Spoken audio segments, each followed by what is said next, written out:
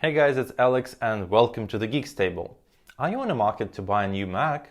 Because I am.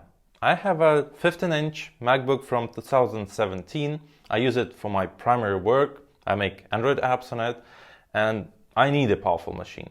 And I also have a 12-inch MacBook from also 2017 and it's my travel companion. Well, we don't travel these days a lot, so I don't use it that much. And both of them are okay, but I feel I need an upgrade. So I watched the keynote from Apple as a potential customer and I have to say the following. Do not buy the announced Macs as your primary device. If you buy it as a satellite to your current machine, then it's fine. They have great battery life, you may just put it into your backpack and go to an amazing traveling from your living room to a kitchen probably. But I wouldn't recommend it as a main device. Apple has updated only the entry point devices, and entry point devices are meant to be used on a lightweight software. Most of the software that is ready now is just some utilities and Microsoft Office and the Lightroom from Adobe. You may install something else, but it will be emulated through Rosetta 2, and the emulation doesn't cover all the software. So it will be like a time bomb. You will never know when it stops working.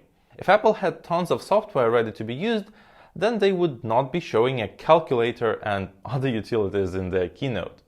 That software will arrive on Apple Silicon Macs sooner or later, but if it's a primary device, we don't have time to wait.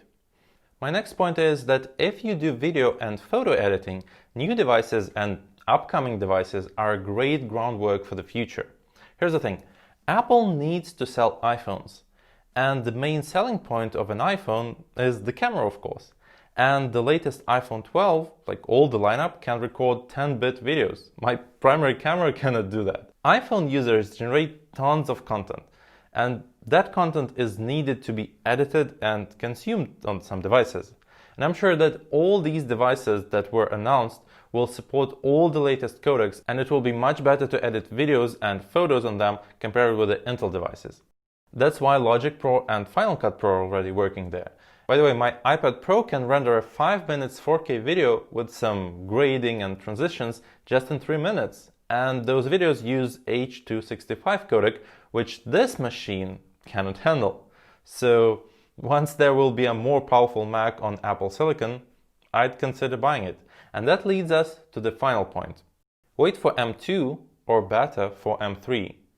It turned out that the new devices don't support eGPU, the external graphic cards, and many editors used to buy a Mac Mini and an external GPU just because, well, it's cheaper and you may always upgrade your graphics card whenever you want or even sell it if you don't need it anymore. I am pretty sure that Apple will introduce their own eGPU sooner or later and maybe in collaboration with Blackmagic, but M1 probably won't work with it anyways.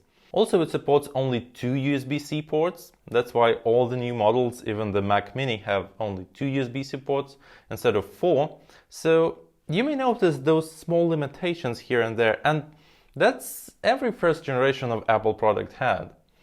Apple Watch had a weak CPU, AirPods had a weak battery, original iPhone didn't have copy-paste, and the first generation of MacBook 12 was slow as crazy.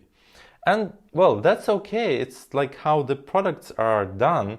There is a saying that if your product is ready for 100%, it means that you released it too late. And all the Apple products become mature at the second or even third generation.